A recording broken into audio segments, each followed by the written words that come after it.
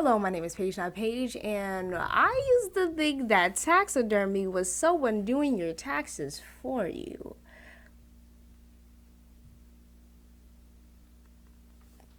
Yeah, I'm in college. Why do you ask? I'm turning 19 today, so, bottoms up.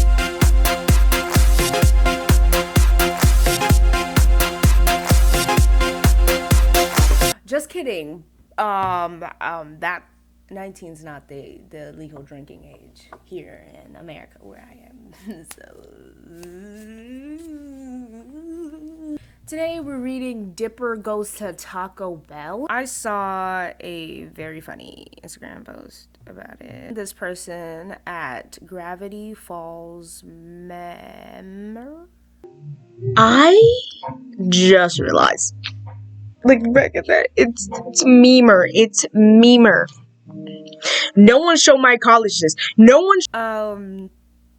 They posted this post with like Dipper, and it's like people who don't know, and then the people who know, and I'm like, I just want to know. I want to know. And people in the comments are like, no, you do not want to know. Ooh, let's go in a private browser for that, because what if it's illegal? Like, why don't y'all want other people to see Dipper?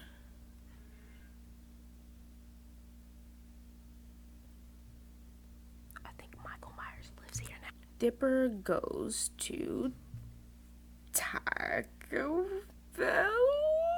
I am nervous. Don't show me images, because just in case. Dipper is a character in Gravity Falls. Gravity Falls is a show that premiered on Disney XD. I found it, I think. We're gonna get into it. Yeah. If you saw that video on Instagram, I love you. So we're gonna read it. Oh my gosh, I'm nervous. Don't look at my boo-boo fingers. I know. I get anxious. I bite my nails. Don't worry, before I touch anybody else, I wash my hands. I'm reading this from the Wattpad account, someone's Wattpad account. Not from it.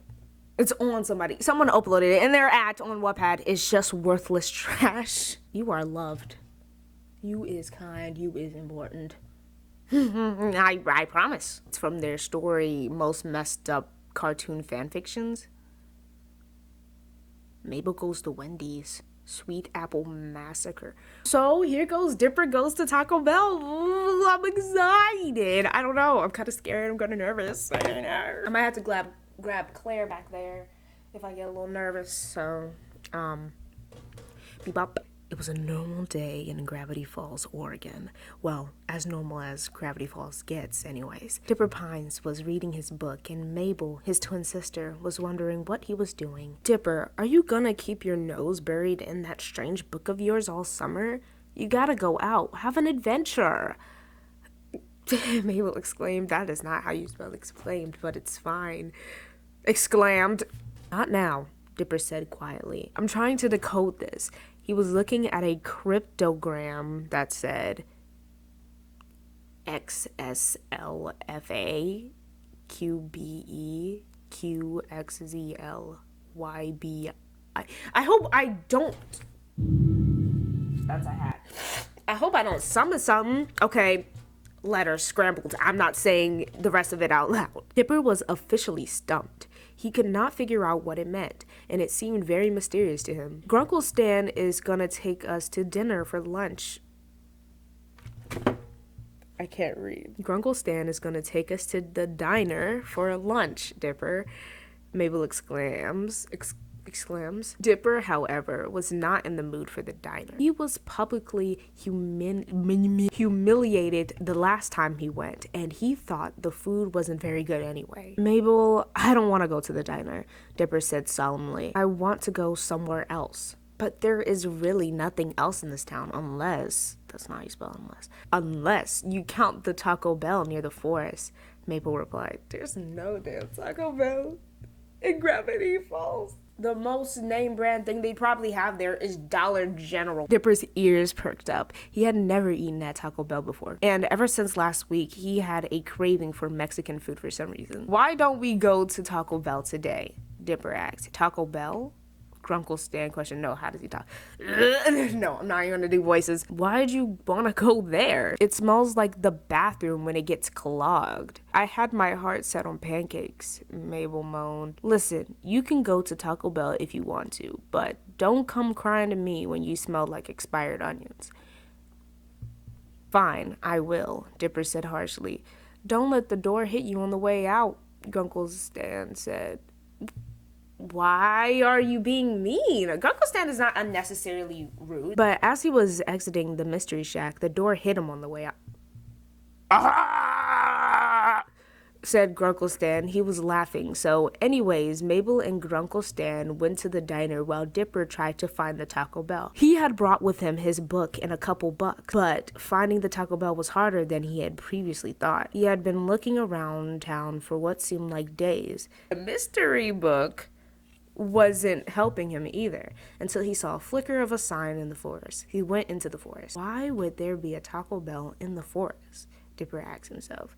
After hiking for about an hour, Dipper finally got to the Taco Bell, but it didn't look like any Taco Bell he'd ever seen. It was surrounded by a barrage of giant oak trees in an open field, completely different from the rugged terrain of the Oregon forest. The open field was covered with at least 3 layers of pine needles, which got the attention of Dipper. He stuck his hand into the pine needles. Ow! Dipper said.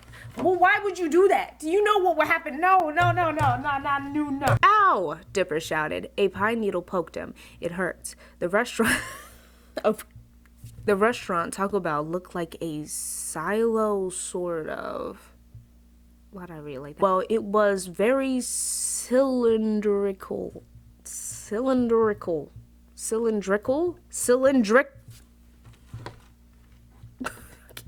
I'm looking up how to pronounce these words. Cylindrical. I read books, but I don't be coming across words.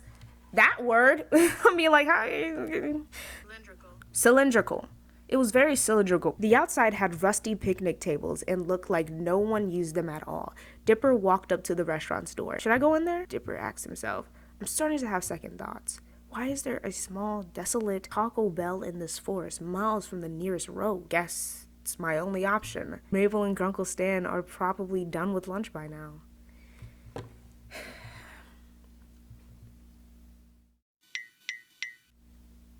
It's not too late for you to turn back and go to the place. Okay, now I'm getting nervous. I don't know. And they were. Mabel wondered why Dipper hadn't come back yet, but Grunkle Stan didn't give a damn. No. Grunkle Stan cares for his... They painting Grunkle Stan to be a meanie here. You're making me feel like whoever wrote this didn't like Grunkle Stan, and they're trying to paint him in the worst light they possibly can. So Dipper entered... Dipper? Hello?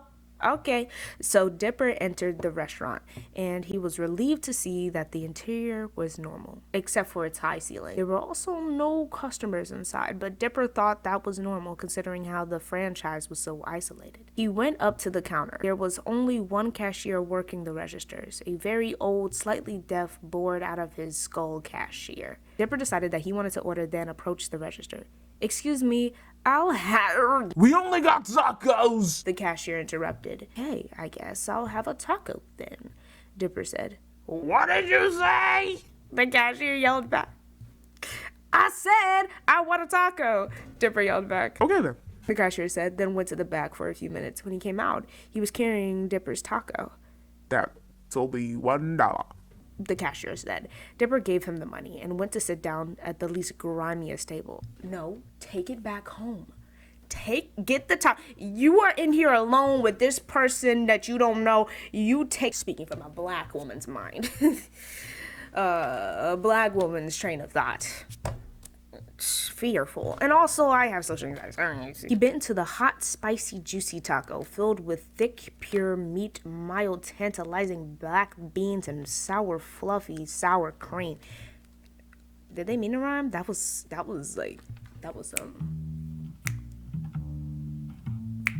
He bit into the hot, spicy, juicy taco filled with thick, pure meat, mild, tantalizing black beans, and sour, fluffy, sour cream.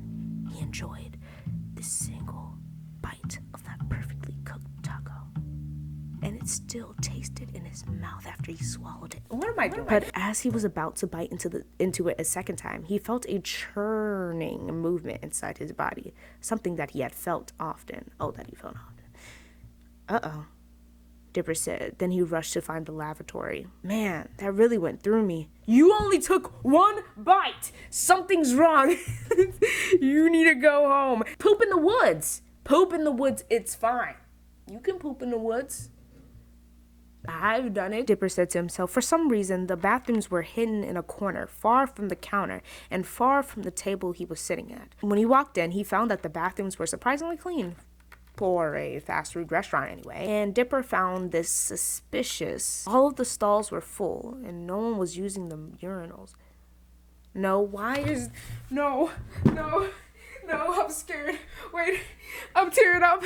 I'm scared. Wait, why are there people in the stalls? The stalls are full, but there's no one using the urinals. Why are the stalls full? There's no cars parked outside. No one eating at the tables. Only one cashier, only one worker. Why? No, look, I'm crying. Why am I crying? Oh wait, I'm kind of scared. Y'all made me scared. Maybe this is a bad decision. But right on cue, someone walked out of one of the stalls. Dipper didn't pay much attention to who was walking out, but he was wearing all black and had a plastic bag with him. Dipper just had to go. Unfortunately, he didn't make it in time. He checked his pants and found the worst of all. Diarrhea, Dipper said. Yuck. You didn't feel that pass through you? You felt to get to that stomach, to that core, but you ain't feel it come out your cheek. So I homie got a plastic bag with him. His underwear's in that bag. He was about to leave the stall when he noticed a bulge.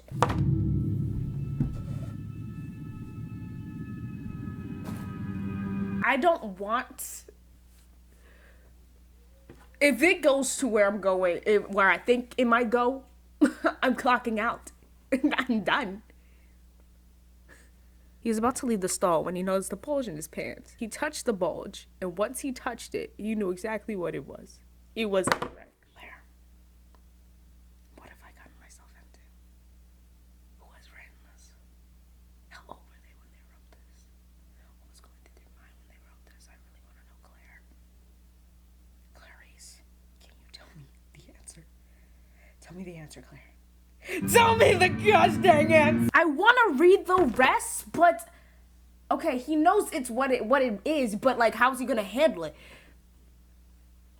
If he handles it in a way where I won't feel comfortable reading this anymore, yeah, we're gonna just stop reading. But if he handles it in a different way, I mean, I don't know, maybe like, I don't know, what other way can one handle? He found himself.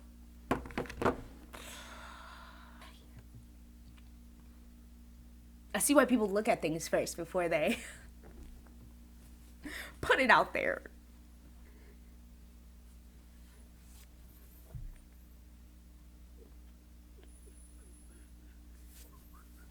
What is happening?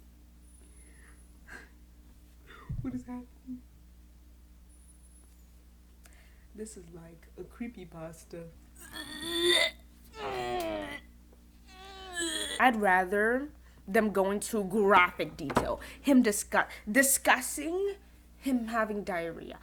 I'd rather that. Maybe that's what's gonna happen. He found himself completely after touching it and started to do. Hi. Okay.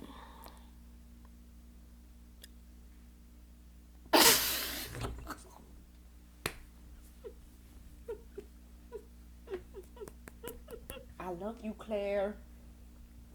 And I feel very disgusted reading this. And I have complete and utmost disgust for whoever decided to write this. I just really wanted to know what the outcome would be. But they are pushing it too far. I really wanted to read this. And it's this. He was ready to do something. He didn't know what was okay, but he knew he was. He took off his some underwear. Soiled underwear. Soiled underwear. I mean, it's soiled. He diarrhea. Revealing his... Yeah, I'm done. Can I skip? No. I'm tearing up again.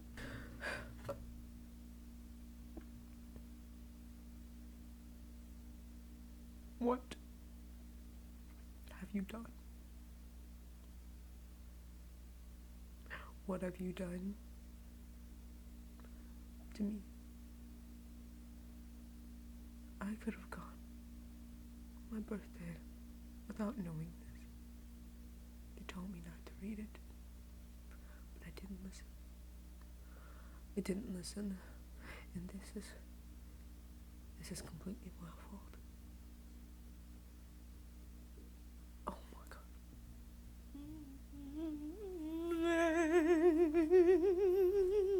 I need something different. I need something else. What's something crazy, but not too crazy? Something more pure that will make me forget.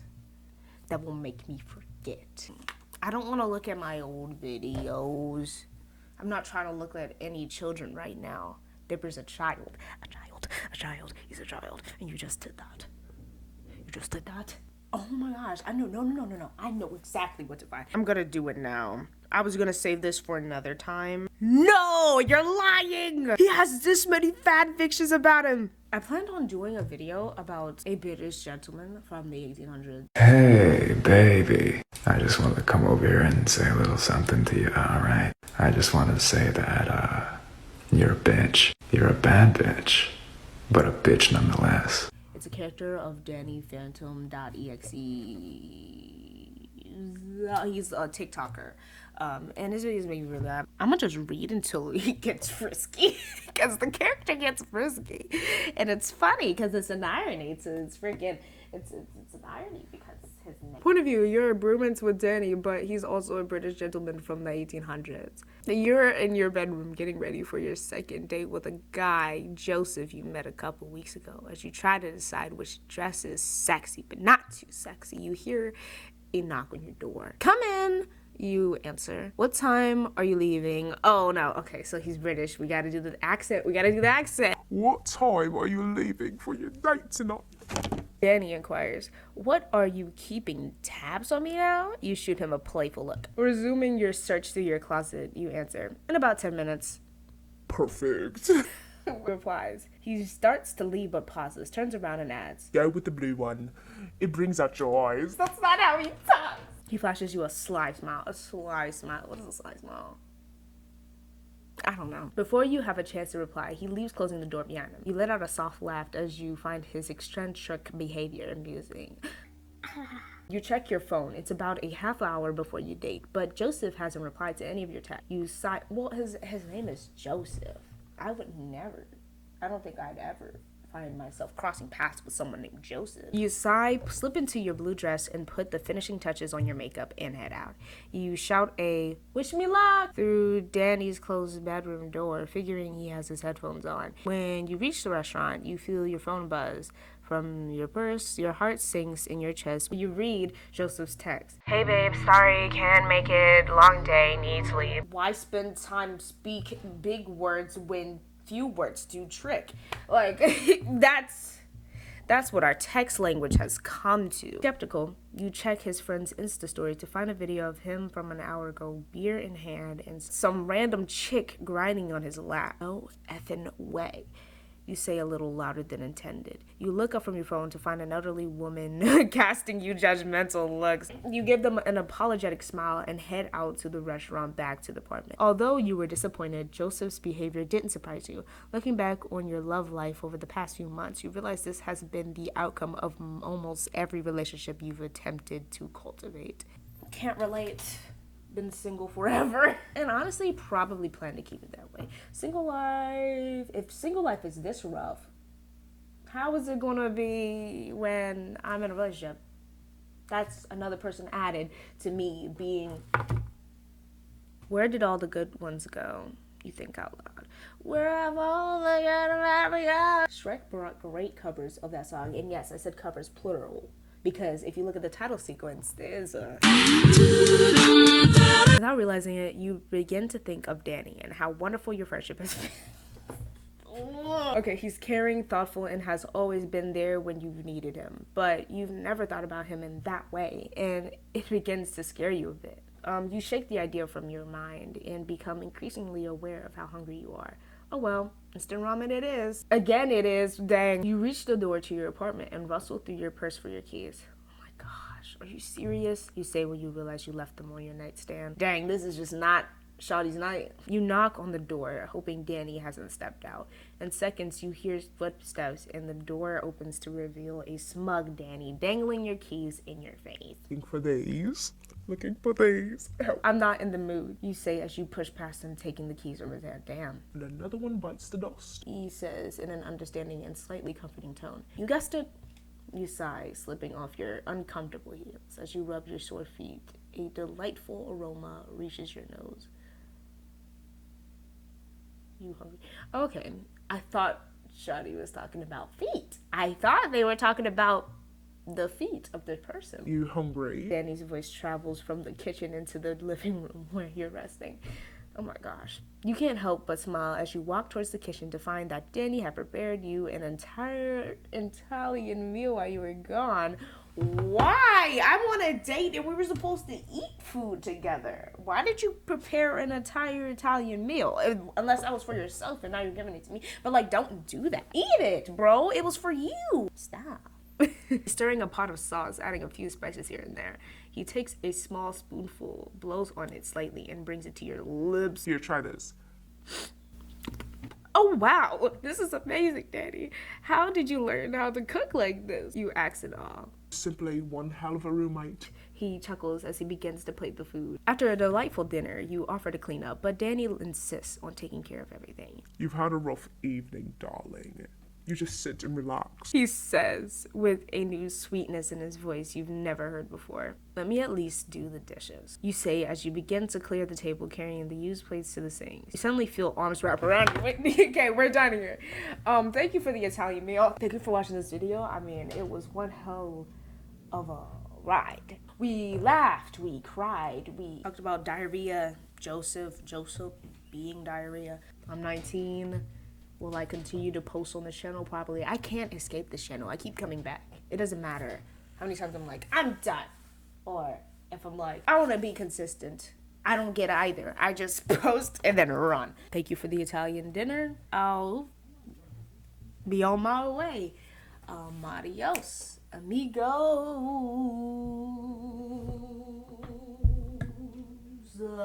Hello, darling. I'm so glad you decided to come by today. I wanted to talk about something very dear to my heart. Something that I love so very much. I wanted to talk about you today. And how much I love you! You're so beautiful and pretty! I think about you all the time and I think you're wonderful!